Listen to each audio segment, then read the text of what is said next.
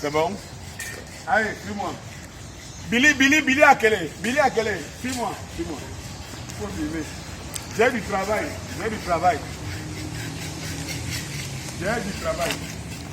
Tu vois, je te disais, mon frère, le Cameroun va très mal. Nous, on se bat pour que le Cameroun soit plus bien. Et tout. Et toi, tu dis que tu cherches le travail. Évite de boucher au micro. Hein. Toi, tu dis que tu vas au travail, tu cherches le travail. Regarde ici là.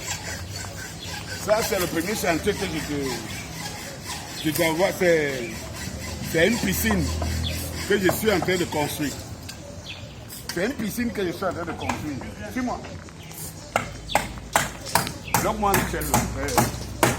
Bloque-moi l'échelle. Bloque l'échelle. Pousse d'abord ici là. Voilà, bloque.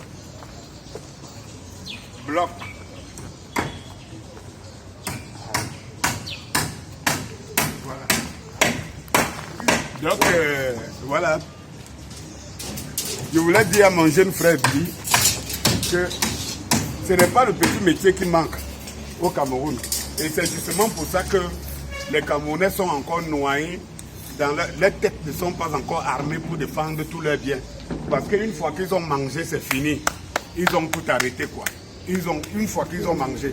Donc, en fait, ce que je vais te dire, c'est que mon jeune frère, nous, on ne se bat pas pour manger. Parce que le manger, on l'a déjà. Est-ce que tu comprends un peu? On ne se bat pas pour manger. On ne se bat même pas pour dormir. Parce que nous, on fait déjà dormir les gens. Regarde, je te montre seulement un seul chantier. Et là, ça manque les gens. Chef chantier. C'est le chef chantier qui est ici pour la piscine. Dis-moi, tu me disais ce matin qu'il te manquait encore le personnel, n'est-ce pas? Oui. Voilà. Je suis en train de m'adresser à un jeune frère qui est parti de l'Europe, hein, qui est en villégiature au Cameroun. Il pensait qu'il arrivait parce qu'il avait giflé une Camerounaise en Europe. Il devait arriver ouvrir les portes parce qu'il suffit d'une gifle pour ouvrir les portes pour gagner de l'argent. Mais qui se regarde comment les jeunes Camerounais, regarde comment les jeunes, tes aînés, tes plus petits comme toi là, regarde-les comment ils se débrouillent. Est-ce que tu as vu? Regarde comment ils se débrouillent. Tu as vu ça? Regarde très bien comment ils se débrouillent.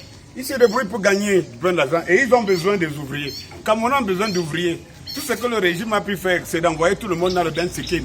Et comme les Camerounais sont toto, ils préfèrent parce que leurs parents les ont mis au monde pour qu'ils soient des Bensikinaires. Voilà. On les a envoyés dans les écoles. Les parents ont souffert comme nous, là, nous souffrons là pour nos enfants à la maison. Une minute. Les parents ont souffert et tout ça là pour les envoyer à l'école. Et tout ça là, c'est pour qu'ils deviennent des Bensikinaires. Voilà le régime. Ça a été écrit dans le livre colonial des colons depuis la nuit des temps. C'est ce que nos néo-colons sont en train d'appliquer au Cameroun. Et quand les autres, des Camerounais comme toi, se lèvent pour le décrier, toi, tu trouves que c'est une opportunité, comme tu es en villégiature en Europe, pour aller gifler, montrer que tu dis que tu protèges le président et tout ça là. Pour aller gifler les Camerounais pour y arriver. Une minute là, s'il te plaît. Là, Auguste. Donc, en fait, je vais te dire, mon frère, le travail, il y en a. Et moi qui te parle, qui court le risque contre ce régime, ce n'est pas la famine. Mon ventre, s'il n'a pas faim. On appelle ça le cimetière de poulet. Ça, tu comprends un peu. Voilà. Donc, ça, c'est le cimetière de poulet. Tu vois ma tête ici, c'est le siège de l'intelligence. Voilà. Et tu vois les Camerounais qui se débrouillent. Voilà ce qu'on attend du Cameroun. Voilà. Et comme je disais, il manque de main-d'œuvre. C'est un des chantiers que je te montre. Je pense que je vais faire une série de vidéos en commençant par là pour te montrer que nous ne crions pas parce que nous avons ça. Mais nous crions pour les vous. C'est pour vous que nous nous battons. Nous nous battons pour que vous n'ayez plus en villégiature et en Europe et tout. Et que ce n'est pas le peu qui manque. Et quand tu dis, tes frères viennent là-bas, les Camerounais viennent en Europe avec de l'argent. Ils viennent avec les euros ici et les dollars pour venir financer, pour venir ouvrir les entreprises et tout. Donc on les bouffe même ou alors on coupe, on ne leur donne rien. Toi tu quittes en Europe avec les poches vides pour dire qu'on va prendre l'argent de contribuables camerounais pour te donner, pour créer des sociétés. Toi-même, et les mêmes qui font comme ça là et tout. Non, Billy Akili, c'est pas comme ça que ça se passe. Ça ne se passe pas comme ça, mon petit. Tu comprends un peu? Viens mouiller le maillot. C'est fouca. Viens mouiller le maillot. Moi, ton grand frère, je suis sur le terrain. T'es comme toi là. Ils sont partout. Ce n'est pas le petit travail qui manque. Mais nous devons élever nos mentalités au niveau de nos personnes.